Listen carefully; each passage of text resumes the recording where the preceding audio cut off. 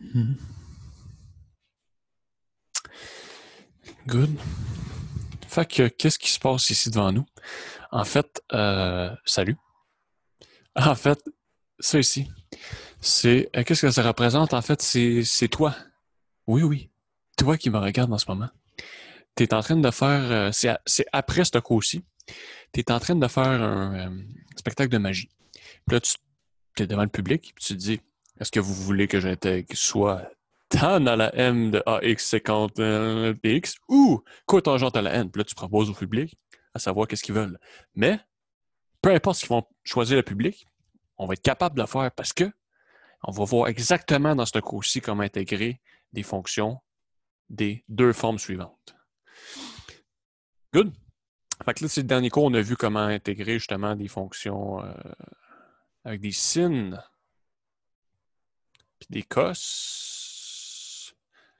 Puis là, on va voir avec des tan, des séquentes ou des cotangentes coséquentes. Good, good, good. Goody, good. Fait que c'est des exposants qui sont positifs. Puis, c'est ces formes-là. Il y a deux trucs qui vont arriver. Soit que on fait les deux d'un coup, en fait. C'est la même procédure pour lui ou pour lui. OK? Fait qu'on va juste dire quoi faire pour lui, mais en parenthèse, on va écrire quoi faire. C'est la même chose pour lui ici. Donc, si la puissance de tan ou de cotangente, selon le contexte, est impaire, on va garder un séquent de tangente à part pour quand on va faire une substitution avec du séquent, la dérivée de séquent, c'est séquent de tangente, fait que ça va partir. Fait qu'on garde un séquent de tangente de côté, puis on change le reste des puissances, ça va être un nombre pair, vu qu'on a gardé un tan de côté, on avait un nombre impair de tan au début, fait qu'il va rester un nombre pair de tangentes, puis on les convertit avec l'identité trigonométrique 1 plus tan carré égale séquent carré. Mais là, on isole le tan, puis on convertit avec ça. Puis en bleu, c'est l'équivalent en fait de si j'avais été ici, ici, puis ici. On remplace par ça, puis c'est ça, j'avais eu la deuxième forme. OK? Puis si j'ai une puissance de 50 qui est paire, qu'est-ce que je fais? Ben, je vais me garder un 50 carré de côté, puis je vais prendre les autres 50 puis les convertir en tangente. Puis là, en prenant U égale tangente, ben, DU, ça va être 50 carré, puis le 50 carré ici va partir dans le DU. Ça, c'est la théorie, mais le mettre en pratique, c'est toujours bien. Fait qu'ici, on a quoi? Tan, c'est pas une puissance paire, c'est pas une puissance impaire, c'est une fraction, mais on s'en fout. On est dans le cas où est-ce que séquente a une puissance paire, donc le cas, deuxième cas ici. Qu'est-ce qu'on fait? On met un séquente carré de côté. Tan 1 tiers de x fois séquente à la 4 de x fois séquente carré de x dx. Puis le séquente à la 4, en fait, on va le réécrire différemment. Séquente à la 4, oui, c'est ça, mais on l'écrit séquente à la 2 à la 2. Puis là, qu'est-ce qu'on fait ici? Ben, on prend le séquente à la 2, puis on le convertit en fait en 1 plus tan carré de x avec densité trigonométrique. Densité trigonométrique. C'est tout le temps la même densité qu'on utilise. C'est tout le temps celle-là qu'on va prendre. Là, c'est la même ici. Puis ici, on a juste comme isolé le tan ou le séquent, mais c'est la même identité. Ici, A vaut 1. Fait qu'on prend ça. Là, on pourrait tout de suite distribuer, faire à la 2, mais on va tout convertir en U avant. Fait que ça va être moins long à écrire si c'est juste des U que des tan. Fait que substitution, ben, U, ça va être tan de x. Donc, du, c'est séquente carré de x dx. Donc, ça devient mon du. Donc, il me reste quoi? Il me reste un u à la 1 tiers fois 1 plus u à la 2. Comme ça, du. Là, je ne peux pas directement mettre ça ici comme ça parce que j'ai 1 à la 2. Comme ça ici. Si je veux rentrer mon u à la 1, parce qu'en fait, ce qu'on a ici, 1 à la 1 tiers fois 1 plus u2 fois 1 plus u2. Pourquoi je ne peux pas rentrer mon à la 1 tiers dedans? Parce que pas de main, ça marche. Si je veux rentrer dedans, il faut juste que je le rentre dans 1 ici. Fait que ça serait U à la 1 tiers plus U à la 7 tiers fois 1 plus U2. Ça rentre juste dans un des deux. Il ne se distribue pas aux deux. Là. On ne multiplie pas par toutes. Là. 2 fois 3 fois 4, c'est pas égal à 2 fois 3 fois 2 fois 4. Le 2, il se distribue juste à 1. C'est pour ça qu'on ne peut pas le rentrer directement dedans. Donc, on pourrait le faire sous cette forme-là. Si j'ai-tu mis la bonne affaire ici? 2, c'est 6 sur 3. Ouais, ça marche. Mais nous, ce qu'on va faire, c'est pas ça. On va utiliser la formule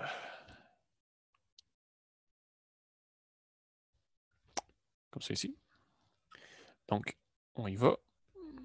Ça fait que ça donne l'intégrale 1 tiers de 1 plus 2u carré plus u à la 2 à la 2, u à la 4 du.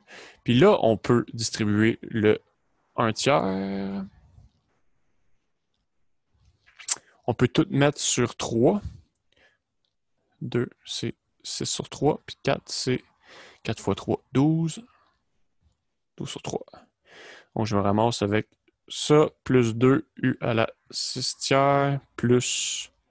non, il faut distribuer le 1 tiers. 7 tiers, plus u à la 13 tiers. Du, en distribuant ça, peut-être une autre couleur, ça, ici.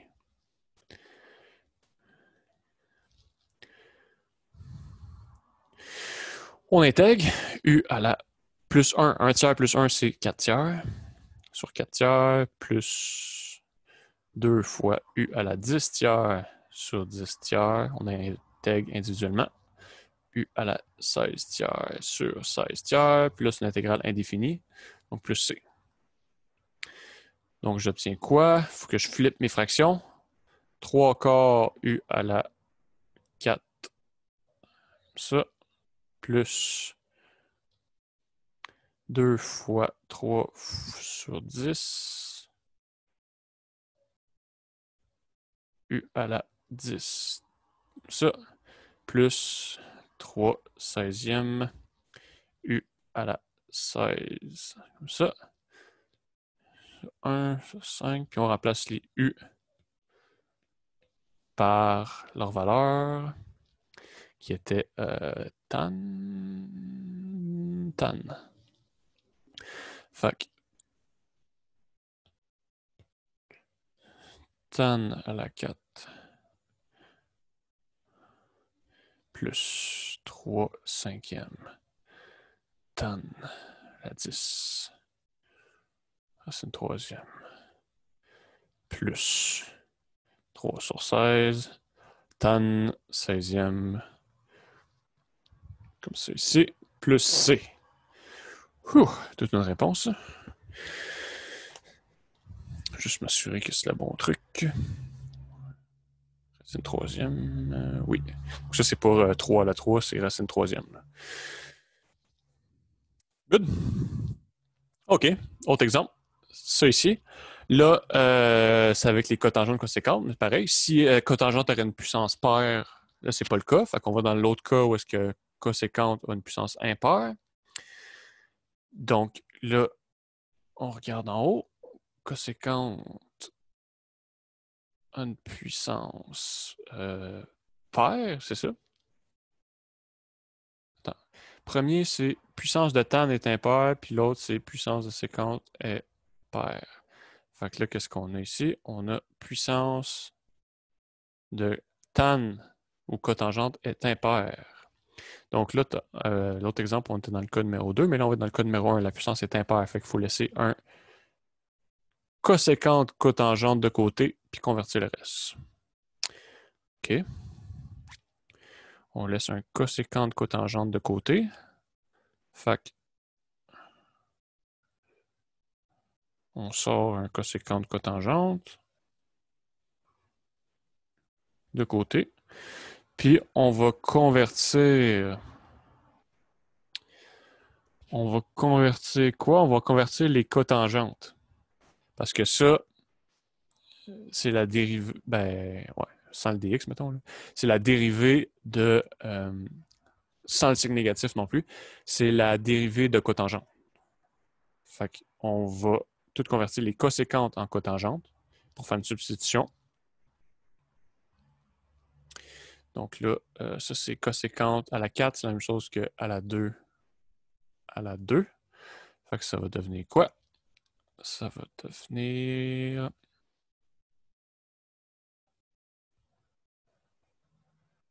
Donc là, je rappelle, c'est 1 plus cotangente carré de x égale coséquence carré de x.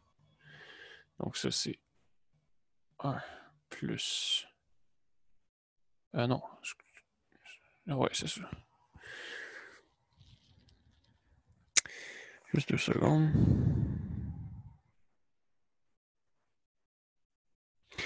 Non, c'est ça, c'est les cotangentes, excusez.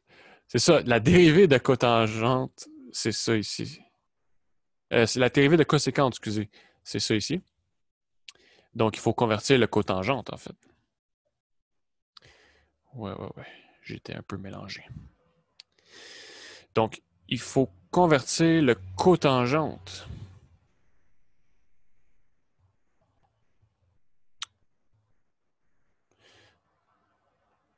Donc, coséquente carrée. Ça, c'est l'identité trigo.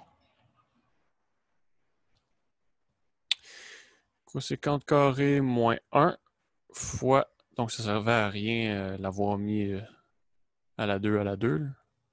J'ai fait n'importe quoi. Donc, c'est ça. Vu que la dérivée de coséquente, c'est coséquente cotangente, un signe négatif près. Donc, on change tout en coséquente. Puis là, quand on fait notre substitution, U, c'est coséquente de x. Donc, la dérivée, c'est moins coséquente de x, cotangente de x. Donc, c'est moins du, c'est coséquente de x, cotangente de x. Donc, ça devient moins du. Puis, le reste, on change comme ça ici. Fois moins du. OK. Donc, ça me donne moins u à la 6 moins u à la 4 du. On peut le distribuer directement parce qu'on n'a pas d'exposant ici. Là. On n'a pas de ça. Là. Good. Fait que là, on fait juste intégrer ça. Moins u à la 7 sur 7, moins u à la 5 sur 5, plus c. Là, je vais changer le moins, u à la 5 sur 5. Je pourrais le faire une étape, changer le moins, puis distribuer le moins, en fait, puis changer les u en ce qui était au début en même temps, mais là, on est mieux de pas essayer de trop faire tout en même temps. Des fois, on sauve des erreurs. C'était coséquente u. Fait que coséquente à la 5 de x sur 5 moins coséquente à la 7 de x sur 7 plus c. C'est bien ça. Oui. Excellent. Fait que ça, c'était comment faire pour les coséquentes cotangentes. Là, on voudrait savoir comment faire pour si on a un mix des deux. On a du tangente et du sinus, mettons. On n'a pas vu ça. On a vu coséquente. On a vu ces deux formes-là, ou sinus, cos. Mais qu'est-ce qu'on fait pour tangente, sin, mettons? Ben, en fait, on va faire ça dans la prochaine vidéo. Fait que, ouais, on se voit dans cette vidéo-là. Salut. Au revoir. À la prochaine.